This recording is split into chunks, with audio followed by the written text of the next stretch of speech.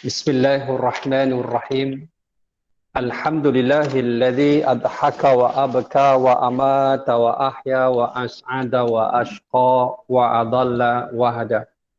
Salawatullah wa salamuhu ala sairil anbiya'i wal mursalin was-siddiqin wasyuhada'i was-salihin wal mujahidin wa man tabi'ahum bi ihsanin ila yaumin yaqumun nasu li rabbil alamin. Qala rabbi shrah li sadri wa yassir li amri wahlul 'uqdatam min lisani yafqahu qawli. Subhanaka la ilma lana illa ma 'allamtana innaka antal alimul hakim. Wa la haula wa la quwwata illa billahil aliyil azim. Amma ba'du. Allahumma aslih qulubana wa azil 'uyubana wa tawallana bil husna wa zayyinna bit taqwa wajma' lana khairal akhirati wal ula warzuqna ta'ataka ma amtaitana. Wahai Allah, perelokkan hati kami. Cabutkan keaiban dari diri kami, dorongkan kami pada jalan-jalan kebaikan, hiaskan hati kami dengan ketakwaan, himpunkan bagi kami kebaikan akhirat dan dunia, rezekikan kepada kami ketaatan kepadamu selagi mana kami hidup menumpang di atas muka bumi. Amin ya rabbal alamin. Ya, saya hormati lagi saya kasihi sahabat dan sahabiah yang dirahmati oleh Allah Subhanahu wa taala. Syukur kita dihimpunkan dengan himpunan yang sangat baik, iaitu dalam majlis ilmu Allah Subhanahu wa taala. Untuk surah Taman Permata tak ada Facebook ke aja? Tak ada. Ada Facebook. Lain kali kalau pakai Facebook lagi senang kan, maksudnya ialah tembak aja pakai masuk dalam Facebook surau. Jadi yang fizikal lah, yang maya dia tengok Facebook. Jadi semua boleh share. Macam kuliah kita ni, ada muslimin masuk juga. Sebab saya share dalam saya punya iklan ni, masuk dalam saya punya Facebook. Kemudian dia orang share lah. Jadi ada yang masuk tu muslimin. Walaupun kuliah muslimat. Kerana tajuk kita bukan khusus untuk muslimat, bahkan untuk muslimin dan muslimat. Jadi macam hari ni terganggu sikit kita punya apa. Tak apalah, lain kali tak apa. Boleh je tu. Kita masuk muka surat yang ke-60. Di bawah sana ada satu tajuk, apa yang diucapkan ketika menutup mata mayat. Diriwayatkan daripada Shaddad bin Aus radhiyallahu anhu. Abu Ya'la Shaddad bin Aus radhiyallahu anhu, bahawa Rasulullah sallallahu alaihi wasallam bersabda, "Idza hadartum mautakum fa'aghmidul basar. Fa'inal basara yatba'ur ruh wa qulu khairan fa'inal malaikata tu'amminu ala ma qala ahlul mayyit." Jika kamu semua melawat orang yang meninggal dunia dalam kalangan kamu, semua, maka tutuplah mata orang yang telah meninggal dunia itu, kerana mata itu mengikut arah perginya roh. Ucapkanlah perkataan yang baik-baik, kerana malaikat akan mengaminkan semua kata-kata keluarga yang ditinggalkan oleh si mati. Sebab itu bila mana orang mati, selalunya mata dia naik ke atas. Betul? Kerana apa? Kerana dia mengikuti roh. Roh ni keluar, dia ikut daripada bawah, dia naik, dia akan keluar dekat ubun-ubun. Sebab itu ubun-ubun kepala kita ni dekat atas ni, kalau baby baru lahir, dalam 40 hari dia masih lembik. Lembik je. Sebab tu kalau dia terperanjat, lagi je lembik, lekuk ke dalam. Sebab tu kalau baby yang selalu terperanjat ni, mukanya pucat, dia mudah lemah semangat. Sebab tu kadang-kadang orang-orang Melayu dia kaitkan dengan sawan bajang lah, sawan macam-macam namanya. Tapi nak sebenarnya ialah itulah keadaan baby, dia sangat sensitif. Sebab tu bila terperanjat, memang dia akan lekuk di sini. Sebab tu orang bila nak meninggal, saya pernah melihat satu keadaan sejarah lah. Bukan semua orang, tetapi ada orang yang saya jumpa ketika nak meninggal, saya pegang ubun-ubun kepala dia lembik. Macam dia lembik balik, macam baby kan. Dia lembik. Jadi lembik macam tu. Jadi dalam hati saya, mungkin juga. Tapi tak semua orang nak mati lembik dia punya kepala dia, ubun-ubun. Mengikut keadaan orang. Mengikut keadaan orang-orang tertentu. Kadang-kadang orang tu nak meninggal, kita berasa kepala dia panas. Panas Sebab itu orang yang hidup ni, ambillah air. Bagi dia minum, sapu muka dia, sapu kepala dia, selawat. Baca basmalah, selawat. Kan? Selawat, sapu, supaya dia reda. Sebab tu ketika saya dah sebut, ketika kita nak meninggal, kita perlu orang-orang yang ada kan, persiapan ini. Sebab tu bila mata itu je naik, kerana mengikuti roh yang keluar. Roh yang keluar. Dan ada satu ketika dahulu, bila orang tu meninggal, saya duduk dekat telinga kanan dia, dan isteri dia duduk kat sebelah telinga kiri dia, di hospital. Apa yang saya rasa? Saya tanya isteri dia, bila suami dia meninggal. Saya rasa macam angin menempuh muka saya tau. Ketika dia nak meninggal, macam angin tu menempuh muka saya rasa. Dan saya tanya isteri dia, adakah dia rasa apa yang saya rasa? Dia kata, ya Ustaz, saya rasa apa yang Ustaz rasa. Wallahu alam, mungkin itu gerakan daripada roh dia naik ke atas. Mungkin. Ataupun benda lain. Wallahu alam. Tetapi itu yang saya rasa. Sebab saya tunggu dia. Dia meninggal petang tu dalam pukul 6 petang. Saya duduk dalam lebih kurang sejam. Dia meninggal dunia. Tapi subhanallah, yang meninggal tu, dia dapat makan macam-macam. Dia minta, pada bulan Syaban dia meninggal. Di hospital HKL. Dia minta anak sulung dia. Apa dia minta? Dia minta tamar ajwa. Oh, minta tamar ajwa. Tamar special tu. Dia minta anggur hijau. Seedless, tak ada biji. Dan dia minta air soya. Semua anak dia dapat belikan dan dapat makan. Dia punya rezeki dia sampai hujung ada. Sampai hujung rezeki dia dapat makan. Maknanya ada orang bila dia nak meninggal, rezeki air pun tak boleh masuk, dia buang. Tapi dia ni rezeki dia boleh makan, boleh minum, apa dia nak dapat. Dia dapat anak yang tunggu dia. Dan saya pun ada kena-mena dengan dia juga. Jadi maknanya bila duduk sebelah dia itu, saya melihat dan saya kenal bahawa dia laki-laki yang soleh hidupnya, maka Allah permudahkan dalam keadaan. Dia tu orang susah, bukan kaya, tapi dia suka bersedekah. Ini kelebihan dia. Dan dia suka pergi masjid, dia suka dengan kuliah. Ini kelebihan dia, subhanallah. Lalu dalam keadaan ini saya rasa kepala dia tu panas. Saya sapu dengan air. Sebab tu air ni sangat penting. Di samping air itu kita perlu baca basmalah. Sebab itu bila mata tu ke atas, kita nak tutup mata dia. Itu yang saya kata kita sebut dengan apa yang kita nak baca. Bismillahi wa ala, ada tulis kat situ. Bismillahi wa ala millati Rasulillahi sallallahu alaihi wasallam. Maknanya kita tutup mata dia, bacalah bismillah wa ala millati Rasulillahi sallallahu alaihi wasallam. Dengan nama Allah, di atas agama Rasulullah sallallahu alaihi wasallam. Bismillah dengan nama Allah, wa ala dan di atas millati Rasulillah sallallahu alaihi wasallam, atas agama Nabi Muhammad sallallahu alaihi wasallam. Lepas tu bila orang meninggal, saya kata ambil minyak angin tu, yang bau wangi-wangi sikit tu, sendi-sendinya kita gosok. Mata ni kita duk urut sini, urut mata dia. Kalau yang belum tutup tu biar, sebab orang meninggal ni dahsyatnya kematian tu yang mata terangkat tu. Ini belum lagi melihat malaikat dalam keadaan datang ketika mana dahsyatnya kiamat, dahsyatnya mahsyar. Dalam keadaan melihat malaikat dan sentapan itu, kadang-kadang mata tu terangkat naik. Gerunnya, sakitnya, kita tak tahu.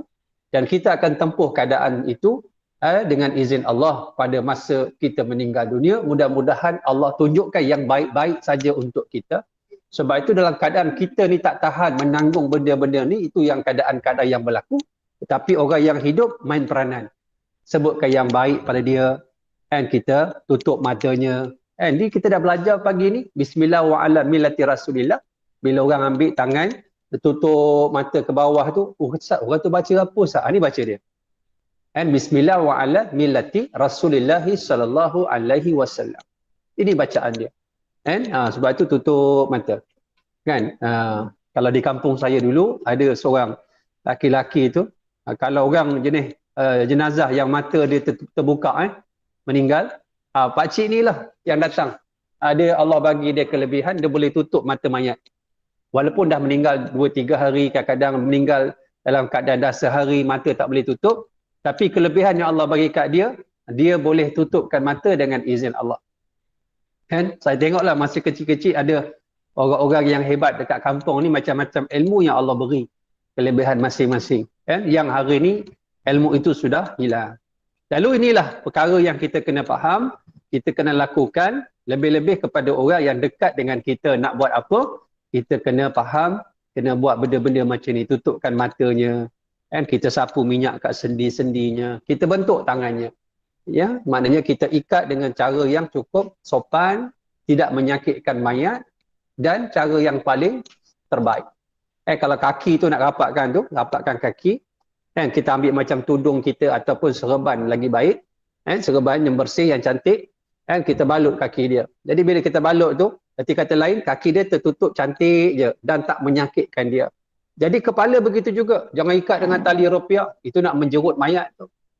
Diikat dengan serban cantik, bukakannya, namanya nak lapatkan dagu dia. Biar mayat tu dalam keadaan yang cantik. Sebab ketika nanti kita nak mandi dia mudah, nak kafan pun mudah. Kalau tangan dah terkangkang sana, terbuka sini, macam mana kita nak kafan nanti? Mata terbuka. Mayat dah habis dah cerita dia. Tapi kita yang mandikan rasa tak selesa lah.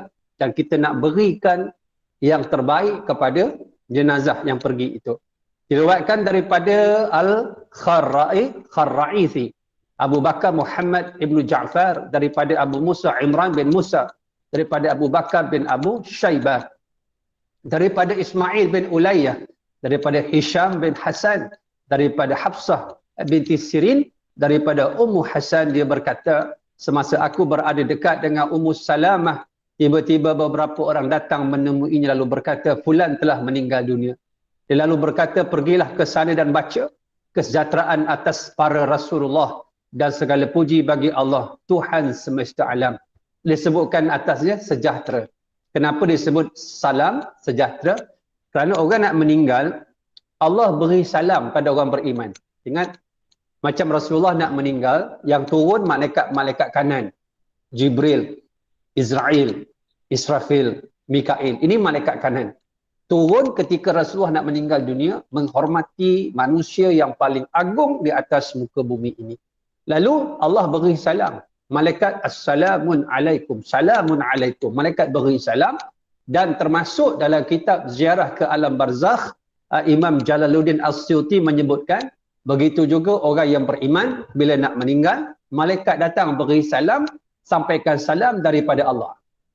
Allah kirim salam pada orang yang beriman. Maknanya apa? Orang yang beriman itu betapa dimuliakan oleh Allah Subhanahu wa taala. Malaikat pun datang dalam keadaan yang menyeronokkan, beri salam. Dan salam-salam ni benda yang diteruskan sampai di syurga. Sebab tu kita ni nak bagi mesra kat dunia ni, kan, Nabi kata apa? Ifsya'us salam bainakum. Berilah salam di antara kamu, kamu akan menjadi kasih dan jatuh mesra. Sebab tu kita beri salam ni nampak saja macam biasa, kan? Assalamualaikum. Siapa yang beri salam? Bangla dekat Petropam tu. Kan? Kita rasa canggung. Sebab tu kita ni bila pakai kopiah, orang lain yang tak pakai kopiah beri salam dulu, malu kita, aib. Kan? Kita masuk lift, ada orang Islam, kita beri salam. Yang datang beri salam pada yang tunggu. Yang sikit bagi salam pada yang ramai. Yang diri beri salam pada yang duduk. Ini kaedah dia.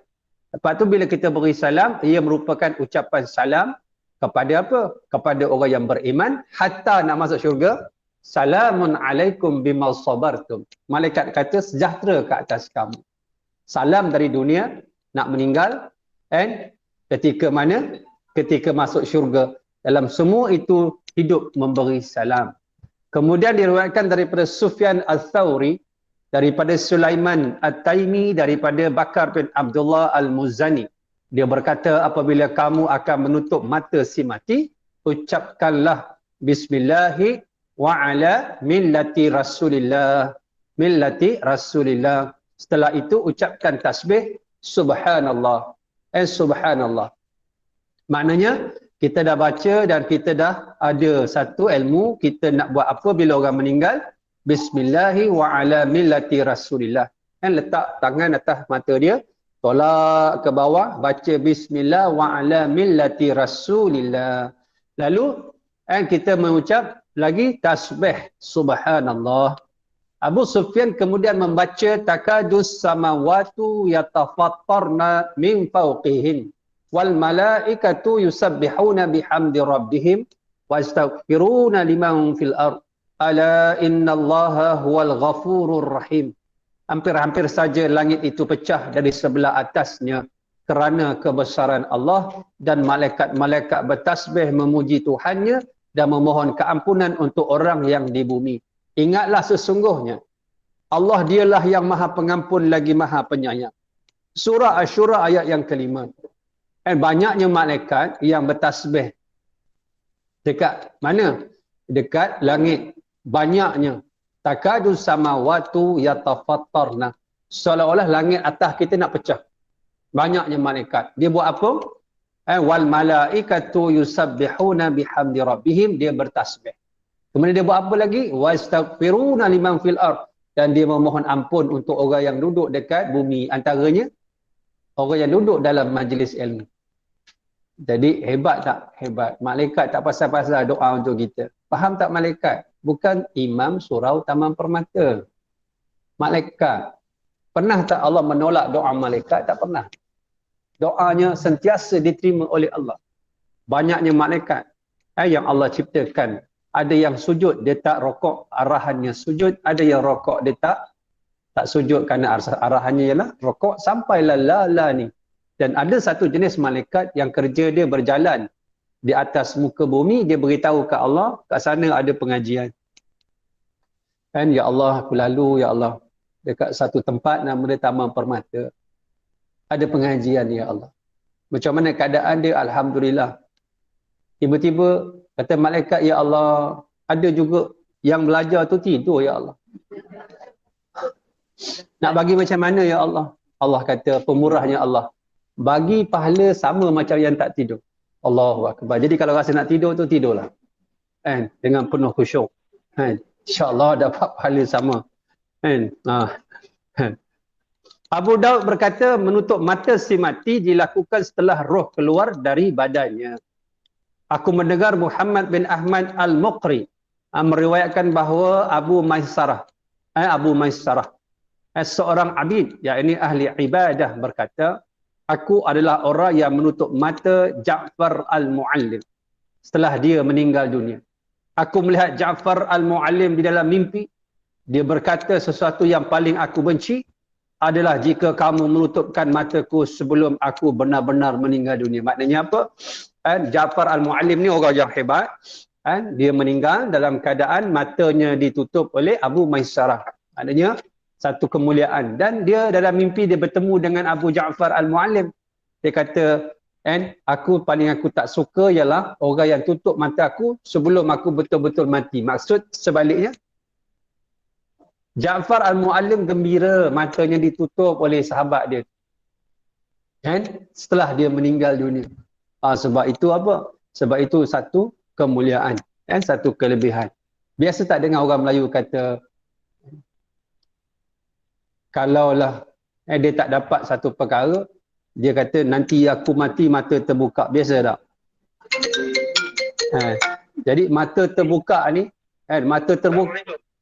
mata terbuka ni satu kelebihan yang Allah berikan.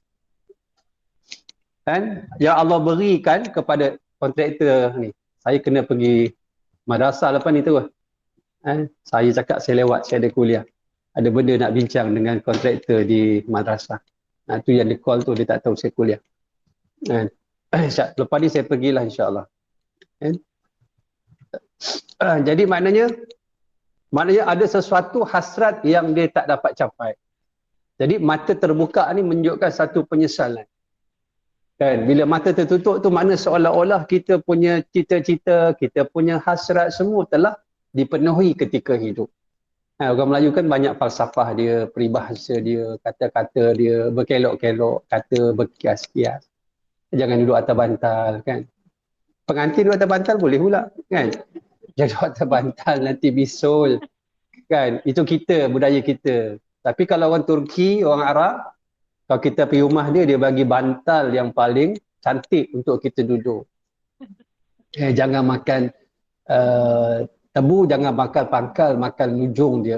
Okay? Nanti tak pandai berenang. Padahal yang ujung tu tawar. Pandai macam-macam.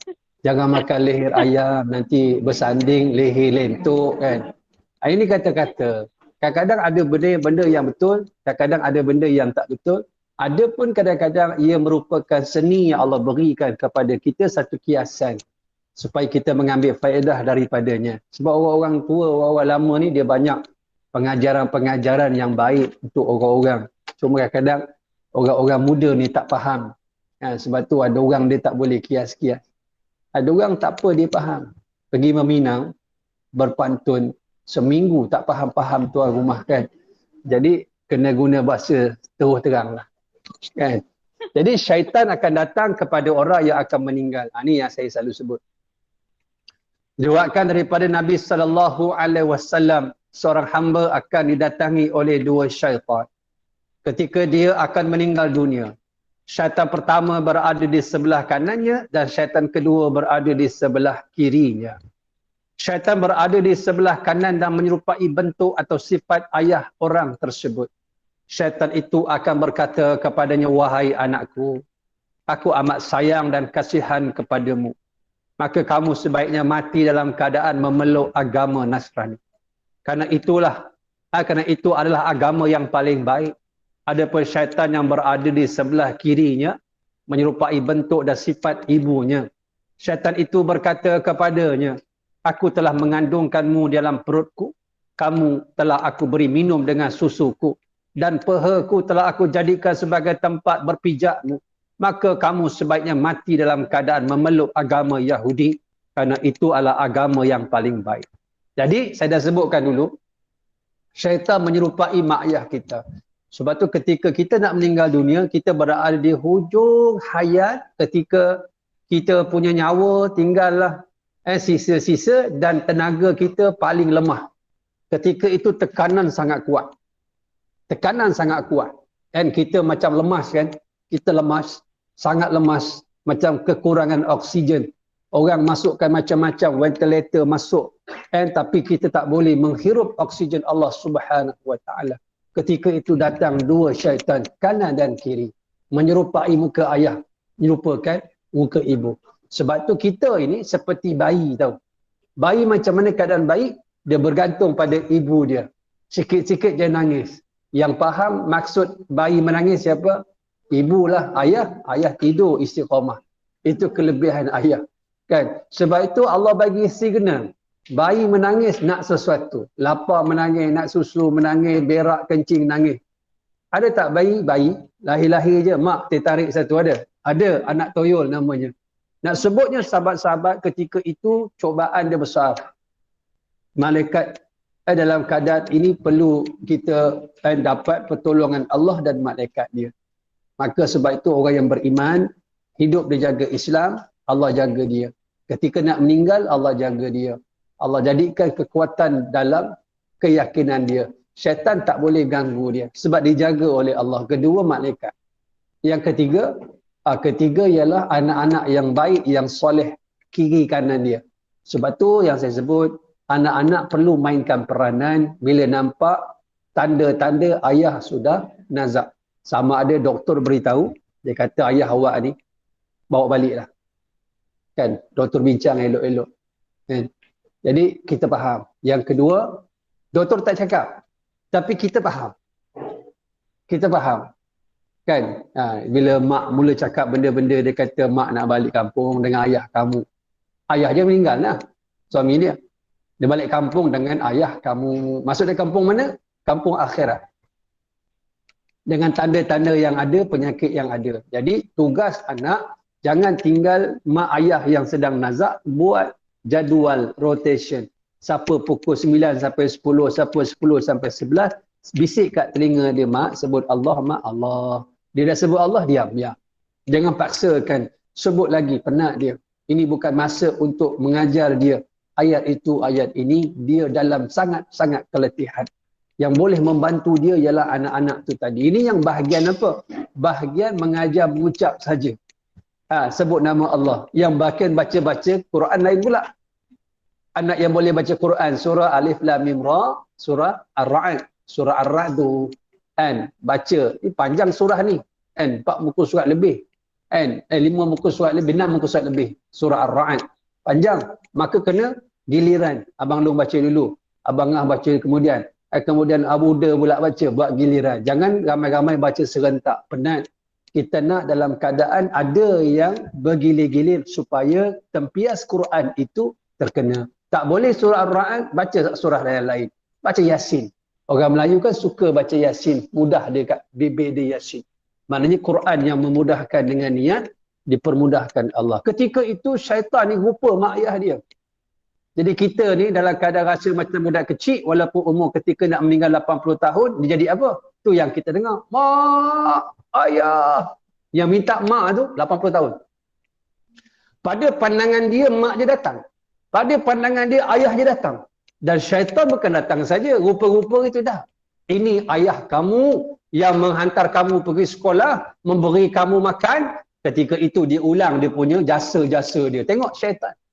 Sebab syaitan dia tak mahu kita boleh mengucap la ilaha illallah. Sebab man akhiru kalamihi qala la ilaha illallah dakhala jannah.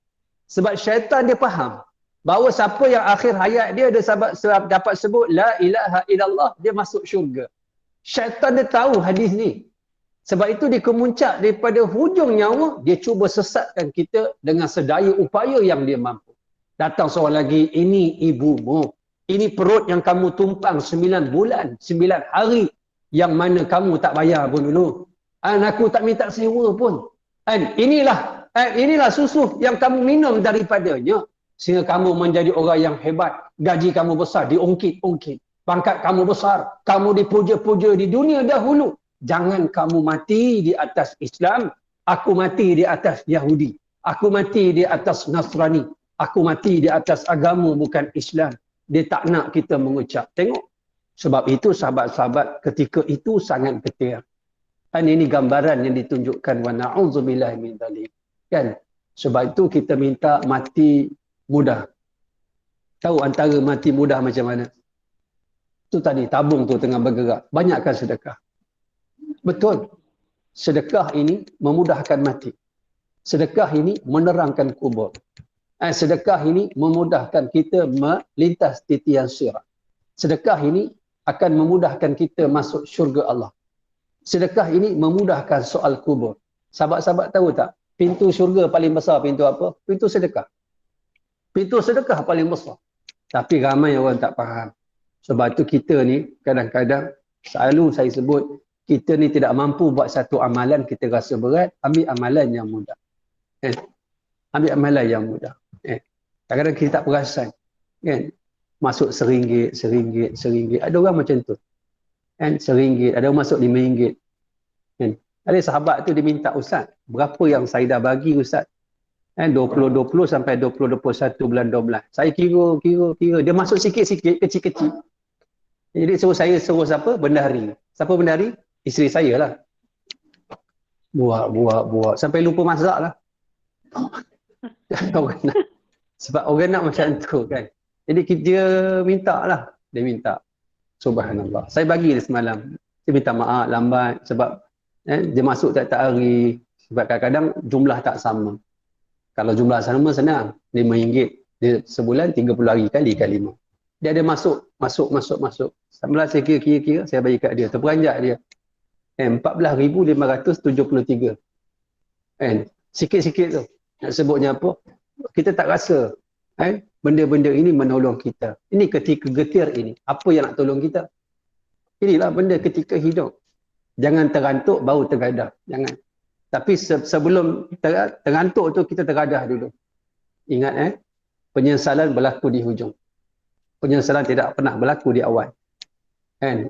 Jadi Abu Al-Hasan menceritakan dalam syarah Risalah Ibnu Abu Zaid yang diceritakan lagi oleh Abu Hamid dalam Kashful Ulum Al-Akhirah.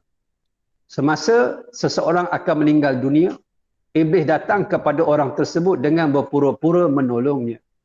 Iblis akan mendatanginya dalam bentuk orang yang telah mendahuluinya, yang amat dicintainya, dan sering meminta petunjuk kepada orang tersebut seperti saudara, teman atau para sahabatnya. Iblis berkata kepada hamba yang akan meninggal dunia itu, kamu akan meninggal dunia, wahai fulan, sedangkan kami lebih dahulu meninggal dunia dibandingkan dengan kamu, maka sebaiknya mati dalam keadaan memeluk agama Yahudi. Karena itu merupakan agama yang akan diterima Allah. Apabila perkara tersebut tidak berkesan, maka syaitan akan mendatangi dalam bentuk yang lain sambil berkata, hendaklah kamu mati dalam keadaan memeluk agama Nasrani. Karena itu merupakan agama Nabi Isa yang telah menggantikan agama yang dibawa oleh Nabi Musa. Di dalamnya telah merangkumi semua akidah yang ada dalam seluruh agama. Tengok, dalam keadaan bukan syaitan, iblis datang. Bapa kepada syaitan datang. Bos dia datang. Dia tengok tak boleh harap anak buah dia datang. Dia turun. And dalam keadaan ini, kita orang Melayu deh, kalau ditanya mati di atas agama Yahudi, sesuai tak? Tak sesuai. Dia guna benda lain. Mak ni mati di atas agama liberalisme, sekularisme, nasionalisme, macam-macam ismanya, yang mana bersesuaian dengan suasana kita orang Melayu. Senang dia nak recap tau. Orang nak meninggal ni, dia ikut suasana apa yang berlaku dalam hidupnya. Wa na'udzubillah min dzalik. Ini yang berlaku pada hari ini kan. Orang semua menganggap semua agama tu sama. Wa na'udzubillah. Kan? Tu yang anak-anak kita daripada UAE duk cuci kuil Hindu. Kan? Wa na'udzubillah. Kan? Masjid tak nak cuci, kuil pergi cuci. Kan? Cuci rumah orang Hindu, banjir lain. Cuci rumah orang Buddhis, banjir lain. Cuci rumah ibadat lain, hukum dia. Kan? Sebab itu jangan bermudah-mudah dalam agama. Agama ni jangan terlalu longgar sampai tak boleh tutup. Jangan terlalu tutup sampai tak boleh buka. Kan? Agama ni begitu keadaannya. Sebab itu ketika mati nanti kita akan ditanya dengan amalan hidup kita. Apa amalan hidup kita? Islam ke? Sebab itu tidak ada istilah Islam progresif, Islam liberal, Islam plural. Islam is Islam. Dulu, kini dan selamanya Islam is Islam. Islam tak ada satu tambahan lain. Sehingga Islam itu menjadi tidak sempurna pada pandangan Allah. And inna dina indallahi Islam. Dan ketika itu kita kena faham bahawa Islam itulah pegangan kita. Pada masa itulah akidah seseorang boleh terpesong. Allah Subhanahu wa taala berfirman, Rabbana la tuzigh qulubana ba'da idh hadaitana wa hab lana min ladunka rahmah innaka antal wahhab. Surah Ali Imran ayat yang ke-8. Kita selalu baca doa ni. Maknanya Rabbana la tuzigh qulubana ba'da idh hadaitana. Wahai Tuhan, janganlah engkau jadikan hati kami cenderung kepada kesesatan. Sesudah engkau memberi petunjuk kepada kami. Dan kurniakanlah kepada kami rahmat daripada sisimu. Kerana sesungguhnya engkaulah maha pemberi kurnia. Maksudnya, ya Allah, jangan kau palingkan aku setelah kau beri aku petunjuk. Dan hatta ketika nak meninggal, nak mati. Supaya Allah perteguhkan kita. Sebab tu jaga Islam ketika hidup. Nanti Allah jaga kita ketika kita mati. Ketika kita terdesak, Allah jaga kita. Jangan sampai Allah tak jaga kita. Sebab bila Allah jaga kita, tidak ada satu perkara boleh memudaratkan kita. Melainkan dengan izinnya. Dan maksud ayat tersebut, janganlah engkau jadikan hati kami ketika kami meninggal dunia cenderung kepada kesesatan setelah engkau memberi kami petunjuk. Wa na'udzubillah min dzalik. Kita tak tahu hujung hidup kita. Sebab itu ujian Allah itu berbeza-beza. Jangan Allah uji sampai kita tak mampu dengan ujian tersebut. Jangan minta diuji. Allahumma la tabduni fa innaka in balautani fadahtani wa hatta astarani wa azabtani. Wahai Allah, jangan kau uji aku ya Allah. Kalau kau uji aku nanti kau buka aib aku. Kau koyakkan tabir-tabir dan kelemahan aku, akhir nanti kau azab aku. Sebab ada hadis Nabi cerita bahawa ada seorang laki-laki itu beramal dengan amalan ahli syurga. Sehingga dia dan syurga itu hanya beberapa jengkal saja. Tiba-tiba dapat buku catatan hujung hidupnya dia ahli neraka. Dia masuk dalam neraka. Ada orang tu dengan amalan ahli neraka. Keadaan hidupnya dengan amalan maksiat. Tapi hujung hidupnya Allah bagi dia petunjuk, dia peluk Islam dan dia beriman dan dia masuk syurga. Sebab tu kita minta kepada Allah Subhanahu Wa Taala. Tapi macam mana nak tahu hujung hidup kita? Orang yang hati dia cenderung nak buat baik, insya-Allah hujung dia baik. Insya-Allah. Sebab Nabi dah bagi hint, signal. Nabi kata setiap orang itu dipermudahkan di atas apa yang dituliskan ke atasnya. Kalau sahabat-sahabat bila buat baik rasa syok, insya-Allah. Sahabat-sahabat bila buat jahat dia rasa pahit, insya-Allah. Orang baik ni, ujung dia insya-Allah baik.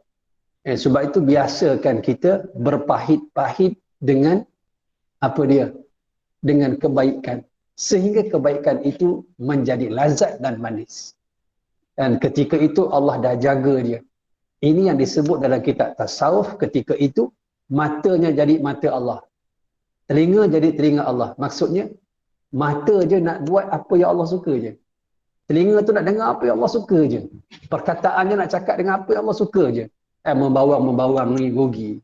Lebih tanam pokok kat syurga, betul? Dia tak setuju je. Subhanallahi wa bihamdihi. Subhanallahi wa bihamdihi. Siapa yang sebut ini, tasbih ini, dia menanam satu tasbih, satu batang pokok dalam syurga. Tu yang saya kata, jom tanam pokok dalam syurga. Tanam pokok dekat Cyberjaya pun dah action dah. Di syurga, syurga. Maksudnya kalau pokok dah ke syurga, tuan pokok datanglah nanti. Maknanya pokok je dah tanam dah. Dengan hanya menyebut tasbih. Allahu Akbar. Apabila Allah Subhanahu Wa Taala mahu memberi seorang hamba hidayah ataupun ketetapan hati, maka dia akan menurunkan rahmat kepada hamba tersebut. Ini rahmat dia. Kan? Bukan sebab apa? Sebab kita bukan. Bukan dapat petunjuk bukan sebab kita. Itu Allah punya kerja. Allah beri dia rahmat. Dan kita juga bila Allah beri rahmat, nampak kesan dia. Ada yang mengatakan bahawa rahmat yang diturunkan Allah Subhanahu Wa Taala adalah merupa malaikat Jibril alaihi salam yang datang untuk mengusir syaitan daripada hamba tersebut sehingga hamba itu menjadi gembira dan tersenyum. Allahu Akbar. Ramai yang berpendapat bahawa yang menyebabkan hamba itu tersenyum adalah kegembiraannya dengan khabar gembira yang disampaikan oleh malaikat Jibril alaihi salam. Jibril alaihi salam berkata kepadanya, "Adakah kamu mengenaliku? Aku adalah Jibril, sedangkan mereka adalah syaitan yang merupakan musuhmu.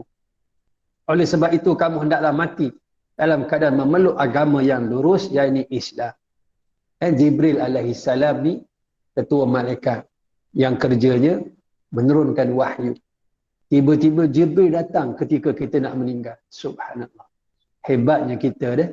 Kat dunia tak ada lah title apa-apa. Nak meninggal Jibril yang turun.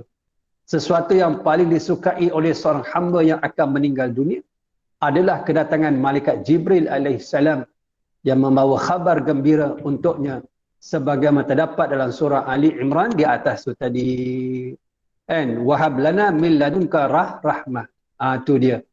Dan berikan kepada kami ya Allah rahmatmu. Apa dia? Kurniakan rahmat. Itulah tadi. Turun Jibril alaihissalam. Jibril alaihissalam. Sebab itu Jibril alaihissalam ni bila habis turunkan wahyu, dia tak jumpa Nabi lagi sehinggalah Nabi nak wafat. Itu tanda besar tu. Maknanya tanda besar Nabi nak meninggalkan kita. Malaikat-malaikat kanan turun dengan izin Allah Subhanahu Wa Taala. Berlakunya kata-kata aneh semasa talqin. Aku mendengar Imam Abul Abbas Ahmad bin Umar Al-Qurtubi di pelabuhan Iskandariah berkata, Iskandariah dekat mana? Dekat Mesir. Dan aku menemui saudaraku Abu Ja'far Ahmad bin Muhammad Al-Qurtubi di Cordoba. Dan Cordoba di Spain, Spanyol. Yang kita duk belajar ni Imam Al-Qurtubi ni, Qurtubi ni bahasa Arab. Qaf, Ra, Ta, Ba. Qurtuba, Ba, Ta marbuta. Bahasa Arab Al-Qurtubi kerana dia duduk di Cordoba. Cordoba ni ibu negara Spain. Spain ni yang ada sekarang ni, yang kita buat trip ke Spain, kita melihat kesan sejarah Islam. Islam pernah berada di Spain 800 tahun. Tak tinggal apa dah hari ni. Kan? Itulah, tinggallah sikit-sikit dan orangnya majoriti ialah 99.9% orang yang bukan Islam. Kan? Dahulunya ulama-ulama besar di sana, termasuklah Imam Al-Qurtubi daripada Cordoba. Dipanggil Al-Qurtubi kerana duduk Al-Cordoba, dekat Cordoba. Dan Imam Al-Qurtubi. Dan kalau sahabat-sahabat duduk mana? Kelang. Al-Kelangi dipanggil. Tahu? Al-Kelangi. Lalu ketika dia disuruh membaca La ilaha illallah, dia berkata, tidak. Setelah dia sedar kami menceritakan kepada kejadian yang dialami sebentar ini. Kemudian dia berkata, ada dua syaitan mendatangiku dari sebelah kiri dan kanan. Lalu mereka berkata kepadaku, matilah kamu dalam keadaan memeluk agama Yahudi, kerana itu merupakan agama yang paling baik. Sedangkan syaitan yang satu lagi berkata kepadaku, matilah kamu dalam keadaan memeluk agama Nasrani, kerana itu merupakan agama yang paling baik. Aku pun berkata kepada mereka, tidak, dalam keadaan dia sedar dan tak sedar. Kadang-kadang kan, ini cerita betul tau. Ada yang sebut, dia nampak apa yang di hadapan dia. Dia menjerit-jerit, panas. Dia panggil, ibu, mak. Dalam keadaan doktor tak tahu nak buat apa, berhari-hari menjerit. Doktor ikat dekat katil hospital tu, diberi suntikan, tidur. Bila tidur dia diam, dia bangun menjerit lagi, panas. Kan? Jadi panggillah ustaz. Ustaz pun pergi. Bila ustaz pergi, tengok keadaan dia. Kan rupanya dia ada masalah dengan ibunya. Panjanglah cerita. Jadi minta ibunya lah tolong. Sebab itu sahabat-sahabat ada dosa yang Allah tangguhkan pembalasan. Tapi satu jenis dosa yang luar biasa, nama dia uququl walidain. Menderhaka kedua orang ibu bapa. Sebab tu kadang-kadang orang tu umur 80 tahun, dia meninggal. Dia panggil ibunya yang sudah pergi. Cucu yang jaga dia ketika nak meninggal, tak tahu cerita atuk dia, opah dia. Tapi opah dia pernah berdosa dengan mak dia dulu, long time ago. Yang dosa tersebut masih disimpan oleh Allah. Sebab itu, dengan orang-orang yang dekat dengan kita, mak ayah kita, dan pastikan kita tak ada benda-benda yang boleh mengguris hatinya. Kerana memberbankan kita ketika kita nak meninggal. Kerana ada sepotong hadis, Nabi kata, kullu dhunubi yuakhirullahu minha ma sya'a ila yaumil qiyamah illa uququl walidain fa innahu yu'ajalu li sahibihi aw kama qala. Semua dosa ni Allah tanggung. Bila? Akhirat. Illa, melainkan satu jenis dosa. Nama dia uququl walidain, menderhaka mak ayah. Allah akan tambah dekat dunia, Allah perpayahkan hidupnya di dunia. Wa na'udzubillah. Sebab itu dalam keadaan kadang-kadang anak itu dia terikat dengan orang lain. Sebab tu kita ni bila kita hidup ni ambil peluang kita memohon ampun, minta maaf. Walaupun satu memaafkan itu pun payah. Meminta ampun lagi payah. Yang ketiga, kita rasa kita tak salah. Rasa tak salah tu pun kita minta maaf. Itu lagi hebat. Sebab memaafkan itu sifat orang yang beriman. Dan dia tak semua orang boleh buat. Walaupun orang kata kita, orang kenakan kita, kita rasa dah sampai terandah dinding dah. Parah hidung dah. Nak lemas dah dengan fitnah-fitnah orang. Kita memaafkan orang itu. Itu satu jiwa yang besar. Jiwa yang cukup besar.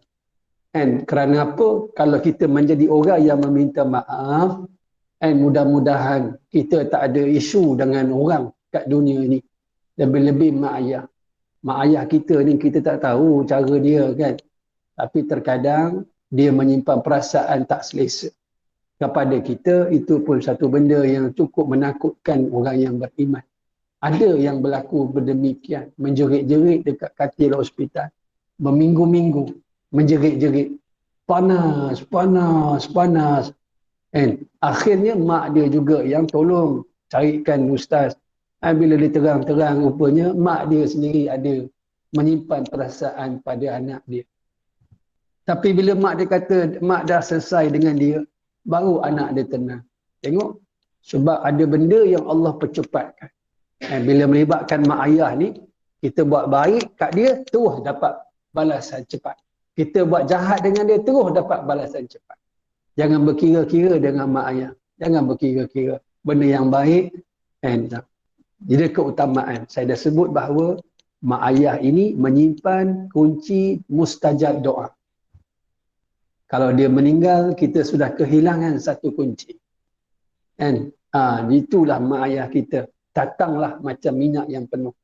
Ketika hidup ni, saya tengok orang ada mak ayah walaupun umur dia dah lanjut.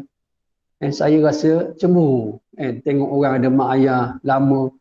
Kita tak sempat nak berkhidmat untuk mak ayah kita lama, mak ayah kita dah pergi. Maknanya bila ada peluang-peluang ni inilah yang kita rasa boleh menambah kepada kita bila kita bertemu dengan Allah. Peristiwa seperti ini banyak berlaku pada orang soleh yang akan meninggal dunia. Maka dia akan menjawab tidak semasa orang menyuruhnya membaca talqin, padahal jawapan itu sebenarnya ditujukan kepada syaitan yang mengajaknya pada kesesatan. Ini maksud talqin kat sini apa? Mengajar orang mengucap. Ini maksud dia. Ketika sahabat dia ni mengajar la ilaha illallah, syaitan datang dua orang ni. Dia jawab, tidak. Dia nak sebut bahawa kuatnya dia dalam berhadapan dengan ujian. Maknanya ketika nak meninggal. Diriwayatkan oleh Ibnul Mubarak dan Sufyan daripada Al-Laits daripada Mujahid.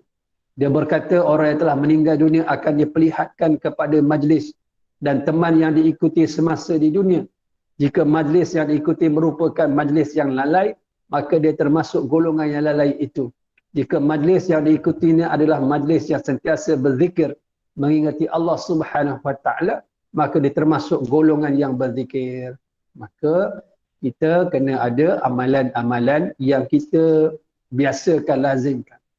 InsyaAllah kita akan mati di atas amalan tersebut. Rabi' bin Syabrah bin Al-Ma'bad Al-Juhani, seorang abid yang berasal dari Basrah dan daripada Iraq, berkata, aku melihat salah seorang penduduk Syam yang akan meninggal dunia. Syam ni mana? Syria.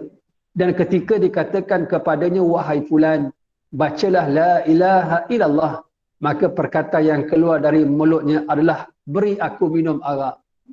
Berita, ketika aku melihat salah seorang penduduk Al-Ahwas yang hampir meninggal dunia, semasa dikatakan kepada wahai fulan, bacalah la ilaha illallah, maka dia berkata 10, 11, 12 dinar. Nampak? Dan kenapa ada demikian? Ada seorang minta ditambahkan gelas arak, satu cerita tentang bisnes. Sebab tu kita ni hidup mengikut amalan kita. Kan? Wa na'udzubillah kan? Ada orang kan ketika nazak ni, dia main-main lagi. Allah tak bagi dia peluang. Wa na'udzubillah. Mudah-mudahan Allah cucuri rahmat atasnya. Kan? Dia ni kat rumah dia ada minibar. Minibar. Maknanya ada tempat minum arak. Ketika dia sakit, masuk water drip tu, dia kata apa? Dekat atas katil. Ni tukar whisky ni selesai lah. Orang dah biasa minum arak, gurauan dia ketika dia diuji dengan sakit pun, dia rasa benda tu biasa arak.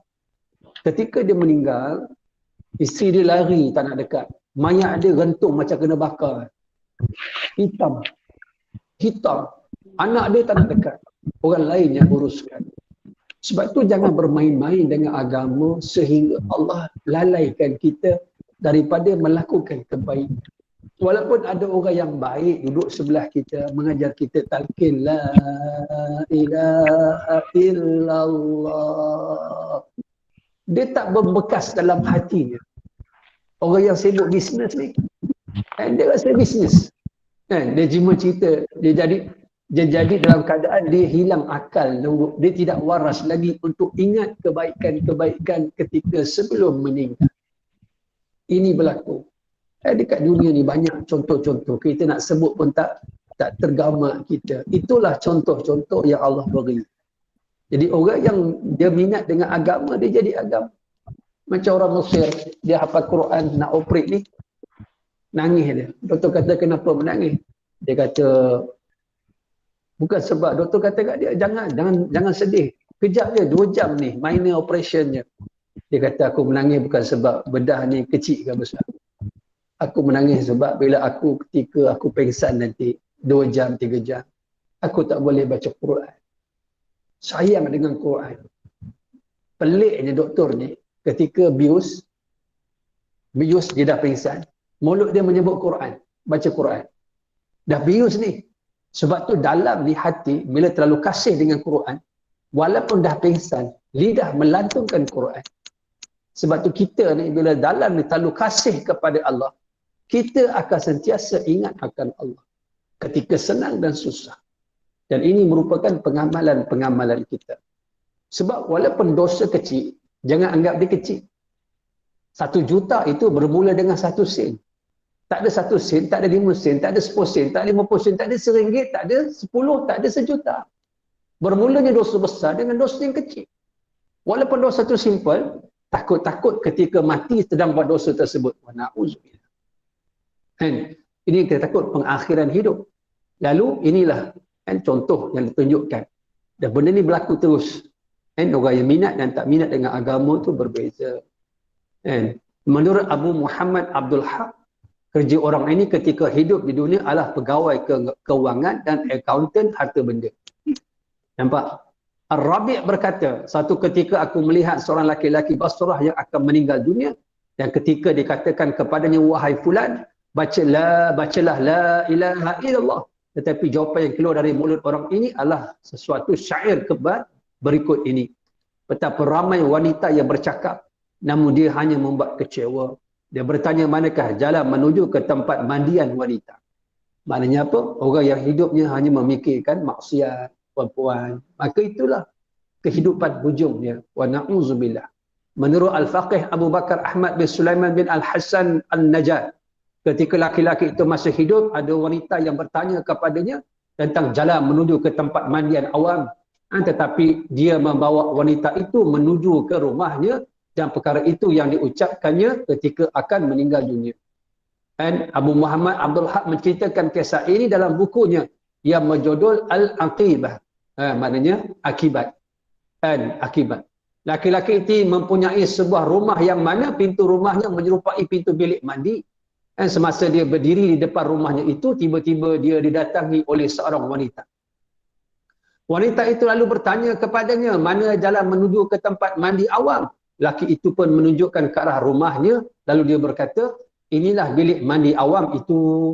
Wanita itu lalu masuk ke dalam dan laki-laki itu mengikutinya di belakang. Namun wanita itu berjaya lari kerana pintu tidak berkunci. Akhirnya laki-laki itu sentiasa ingat kepada wanita tersebut dan sering mengucapkan syair tersebut. Ketika dia membaca puisi itu, pada salah satu lorong tiba-tiba syairnya dibalas oleh seorang wanita dengan syair pula. Ketika kamu berjaya memerangkapnya, mengapa kamu tidak membuat penahan atau kunci di atas pintu? Kebanyakan orang sentiasa sibuk mencari kehidupan dunia seperti riwayat yang dinyatakan tadi. Jadi maknanya kisah ni kisah betul. Benda ni berlaku kat mana? Dekat Basrah, dekat Iraq. Sebab itu hukum wanita mandi di tempat awam, masuk bilik mandi awam. Jadi bilik mandi awam dahulu, long time ago lah, zaman-zaman dulu kan. Orang dulu, jadi tempat mandian awam tu tidak proper, tidak sesuai untuk wanita. Kerana dari sudut auratnya, keselamatannya dulu-dulu. Orang zaman dulu tak mandi awam pun, bila air kat mana? Air kat luar, jauh. Allahu Akbar. Nak pergi buang air tu lawan rimau, lawan macam-macam.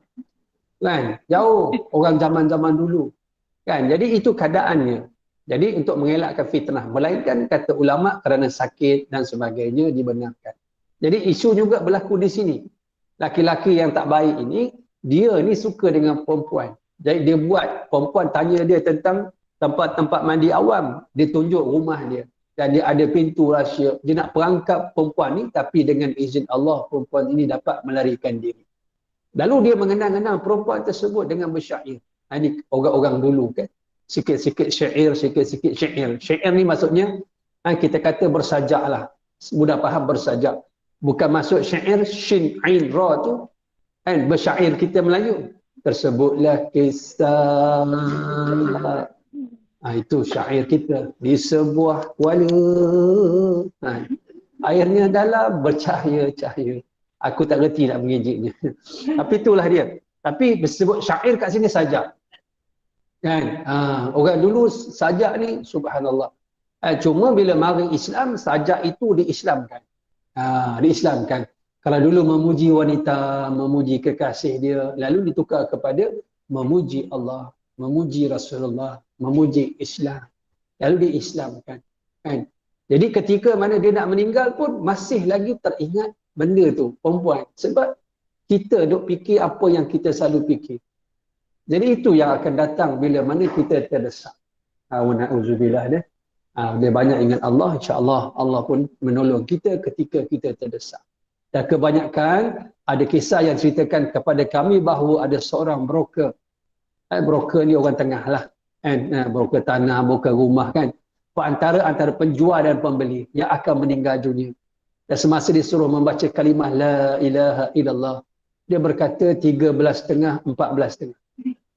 Perkara tersebut disebabkan oleh pekerjaannya sebagai broker. Aku melihat orang yang kerjanya di dunia sebagai pengira. Ketika disuruh membaca La ilaha illallah semasa dia meninggal dunia, maka ucapan yang keluar dari mulutnya hanyalah kiraan. Jadi salah ke kerja sebagai broker? Tak salah. Accountant tak salah. Tetapi benda ni berlaku kenapa? Dia menjadikan benda itu sebagai benda keutamaan dalam hidupnya. Apatah lagi maksiat, jangan. Jangan. And ada orang nak tawaf, kita minta tukar dia kain ihram. Laki-laki lah. Tahu dia buat apa? Dia pakai necktie. Dia necktie, pakai baju kemas. Dia tak boleh. Dia jadi bingung. Dia kata apa? Dia nampak keliling Kaabah, dia nampak dia. Keliling Kaabah dia nampak tu, orang tawaf tu dia nampak kuda. Allahu Akbar. Dekat dunia Allah tunjuk dia. Tahu, dia suka main judi, main magnum kuda dekat Malaysia. Kat sana pun jadi dia bingung dengan kuda dia. Sebab yang dibuat itu dia tak tinggalkan. Sebab tu kita ni bukan dekat Kaabah tu. Kita nak melangkah keluar tu, bila kita merubah niat kita, memang betul nak berhijrah, tinggalkan segala maksiat, apa besar mana pun dosa kita, Allah delete, Allah padam. Tetapi bila kita pergi tu, dalam keadaan kita tak selesai lagi. Ada orang nak pergi tu, umrah. Malam tu minum arak lagi. Dia kata nanti sana baru nak berubah. Dia kena. Kerana hatinya sebenarnya tidak. Betul. Orang biasa je, tapi dia tak boleh pijak. Panas. Kita tak minta pun. Diam je. Dia mengaku, saya Ustaz, saya tendang suami saya. Ini berlaku. Maksud saya ialah, kat dunia pun dah ada contoh macam ni. Apatah lagi nak mati. Sebab tu benda-benda tak baik ni, buang terus. Jangan simpan. Benda tak baik, buat apa simpan?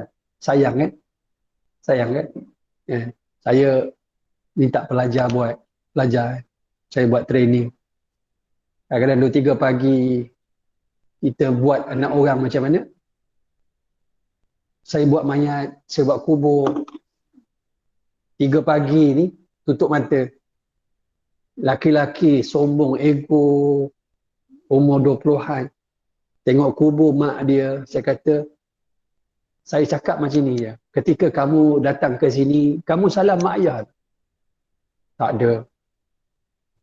Bagaimana kalau mak ayah yang kamu tak salam, kamu nak jumpa besok, balik habis program ni 7 hari baru dapat jumpa. Apa perasaan kamu?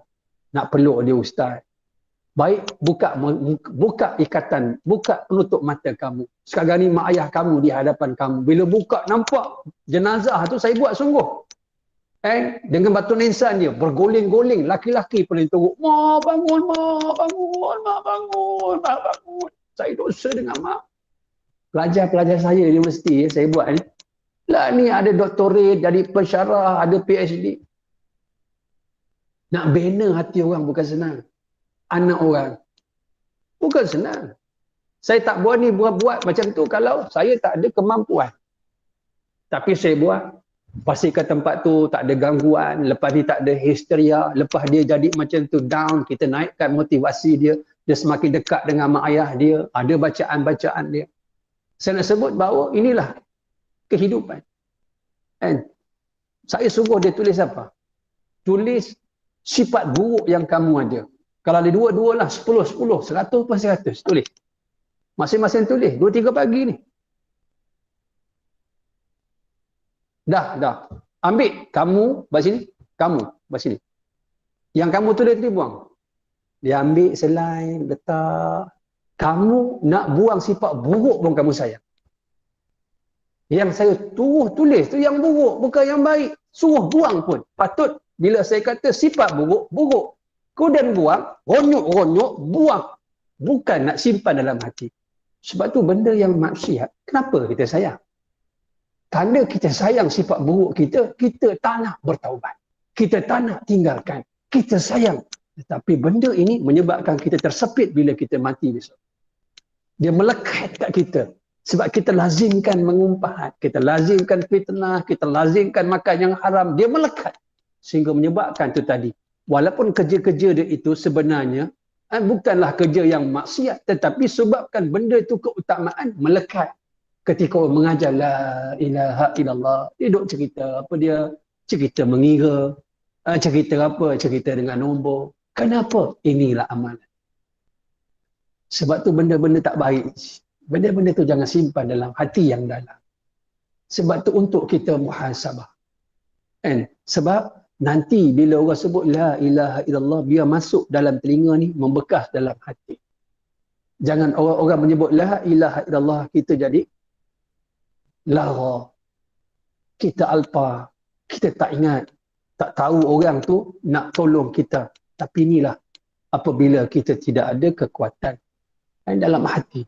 Sebab tu hati ni perlu dibersihkan. Sebab tu syaitan suka duduk ke hati. Dia tahu tempat ni tempat pandangan Allah. Kalau aku kotorkan, Allah takkan pandang orang ni. Allahu Akbar. Lalu dia berusaha sungguh. Hatta ketika kita nak meninggal dunia. Ada juga sikit lagi yang berkata ketika dia sudah membaca talqin. Otakmu seperti otak keldai. Atau lembu ini warnanya kuning. Kesibukannya serta sesuatu yang amat dicintai di dunia mempengaruhinya ketika dia akan meninggal dunia. Ketika memohon kepada Allah Subhanahu Wa Taala, kita memohon kepada Allah Subhanahu Wa Taala agar dia memberi keselamatan dan kemuliaan kepada kita semua. Dan Ibnu Ja'far menceritakan dalam An-Nasahih, kitab nama An-Nasahih, nasihat-nasihat, Yusuf bin Ubaid adalah penjual kain. Dia tidak mahu berniaga di tepi sungai dan tidak mahu berniaga semasa hari mendung kerana merasa bersalah lantaran semasa menimbang tidak menguji ketepatan timbangnya. Sejak itu dia tidak mahu lagi menjual kain kecuali pembeli membawa timbangan. Mengapa dia bersikap seperti itu? Itu kerana dia melihat orang yang sedang nazak berkata, lidah timbangan ini menjadikan lidahku tidak dapat membaca talqin, membaca la ilaha illallah. Jadi maknanya Yusuf bin Ubaid ini menyesal. Bila mana dia berniaga, antaranya melibatkan timbangan. Lalu dia rasa menyesal, dia tinggalkan perniagaan dia. Sehinggalah kalau orang nak beli, orang bawa timbangan sendiri. Maknanya apa? Dia tak nak nanti memberatkan lidah dia, tidak boleh mengucap. Ketika mana dia nak meninggal, tidak dibenarkan oleh Allah mengucap la ilaha illallah. Jadi maknanya ini perkara yang perlu kita faham, perlu kita jaga. Jangan sampai dilalaikan. Dengan sebab itu, orang yang sangat kasih kepada dunia, dia hanya akan ingat dunia. Duit, harta, anak, pena, rumah, harta benda. Ketika nak meninggal pun dilalaikan oleh Allah. Kita tidak mahu ketika nak meninggal, Allah lalaikan kita. Kan? Jadi, mudah-mudahan ada kebaikan dia. Ada perkongsian.